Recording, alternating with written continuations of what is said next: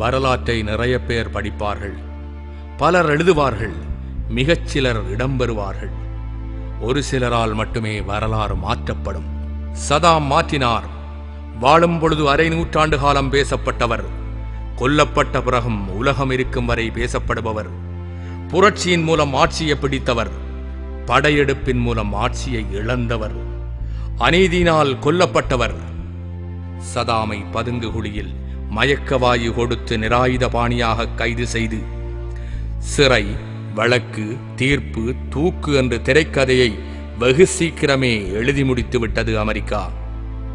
தூக்குக்கான காரணம் சதாமை கொல்ல முயன்றவர்களை அவருடைய பாதுகாப்பு படைகள் சுட்டுத் தள்ளியதாம்.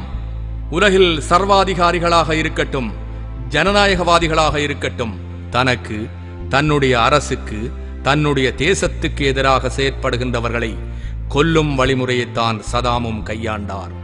வழிமுறை சரியற்றதென்றாலும் சதாம் மட்டும் இதற்கு விதிவிலக்காயிருந்திருக்க முடியாது என்பது மட்டுமே உண்மை. சதாம் வீழ்ந்த பிறகு ஈராக்கில் பேரழிவு ஆயுதங்கள் இல்லை என்பது மட்டும் உலகுக்கு தெரியவில்லை. பல்வேறு இனக்குழுக்கள் கொண்ட நாகரீகத்தின் தொட்டிலான ஈராக்கை ஆள அதிபர் சதாமால் மட்டுமே முடியும் என்பதும் தெரிய வந்தது. சதாம் ஈராக்கிற்காக நிறையவே செய்தார். ஷியா, ஷன்னி, குர்து, பஸ்ரு என பல்வேறு பிரிவுகளாக இருந்தவர்களை ஈராக்கியர்களாக்கினார். கல்வியை கட்டாயமாக்கி யுனெஸ்கோவிடமிருந்து பதக்கங்களையும் பாராட்டுகளையும் பெற்றார். சுற்றியிருந்த அரபு நாடுகளின் மன்னர்கள் தேச உடைமையான எண்ணெய் வயல்களை தங்களுடைய குடும்ப சொத்தாக்கி வைத்திருக்கும் பொழுது சதாம் மட்டும் அதை தேசியமயமாக்கினார். பாலங்களை கட்டினார், பளபளப்பான சாலைகளை அமைத்தார், புது புது தொழில்நுட்பங்களை ஈராக்கினுள் கொண்டு வந்தார். நாடு முழுவதும் முதியோர் இல்லங்களை அமைத்து முதியவர்களுக்கு வாழ்வு கொடுத்தார். பெண்களின் சமூக நிலை முன்னேற்றத்திற்கு விதை விதித்தார். தெருக்களை சுத்தமாக வைக்க, மக்களை விழிப்புணர்வூட்டுவதற்காக தானே துடைப்பத்தை தூக்கி இருக்கின்றார். ஒரு இளம்பெண் தன்னந்தனியாக இரவு முழுவதும் நடமாடக்கூடிய அளவிற்கு சட்டம் ஒழுங்கை கைக்குள் வைத்திருந்தார். பொருளாதார தடையின் பொழுது அவர் சிரமப்பட்டு கட்டியிருந்த சில நவீன மருத்துவமனைகளில் இப்பொழுது கூட அடிபட்ட அமெரிக்க, பிரித்தானிய வீரர்கள் சிகிச்சை பெற்று வருகின்றனர். அந்த தடையின் பொழுது கூட பொது விநியோக முறையை சிறப்பாக நடைமுறைப்படுத்தினார். ஈராக்கின் பாதுகாப்பு பலத்தை அதிகப்படுத்தியதன் மூலமாக தன்னை பற்றியும் ஈராக்கை பற்றியும் தன்னுடைய எதிரிகளுக்கு அச்சம் ஏற்பட வைத்தார். இவற்றையெல்லாம் ஈராக்கிற்காக இதய சுத்தியுடன் செய்தவர் அமெரிக்காவையும் ஈராக்கிற்காகவே ஆதரித்தார், ஈராக்கிற்காகவே எதிர்த்தார்.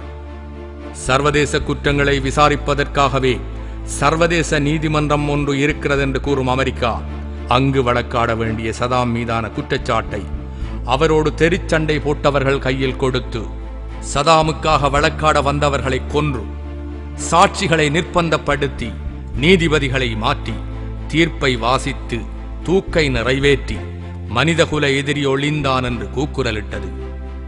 பேரழிவு பொய்யை மறைக்க சதாம் மனிதகுல எதிரி என்ற பொய் அமெரிக்காவிற்கு தேவைப்பட்டிருக்கிறது.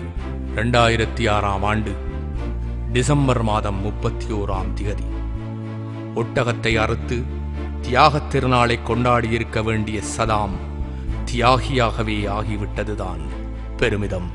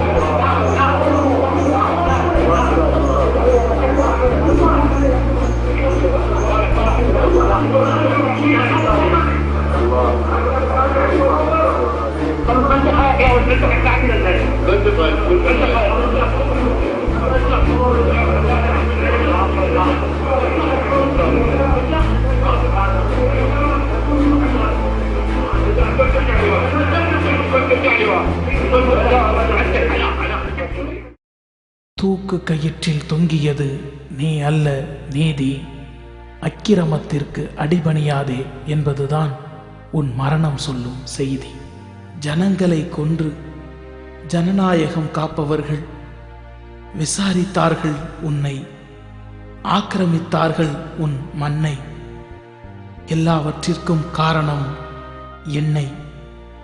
உனக்கு தரப்பட்ட தூக்கு அது திருடர்களே கூறிய தீர்ப்பு. மாவீரனே, உன் மரணத்தை பார்த்தவர்களும் மாவீரர்களானார்கள். உன் சரித்திரத்திலும் சில அச்சுப்பிழை, அதையும் நீக்கிவிட்டது இந்த படுகொலை. தியாக திருநாளில் நீ விதைக்கப்பட்டாய். அந்த கொடியவர்கள் ஒரே ஒரு சதாமை கொன்று 1 கோடி சதாம்களை உருவாக்கிவிட்டார்கள். மாவீரன் சதாமே, நீடு துயிலில் நீ ஆழ்ந்து விட்டாய்.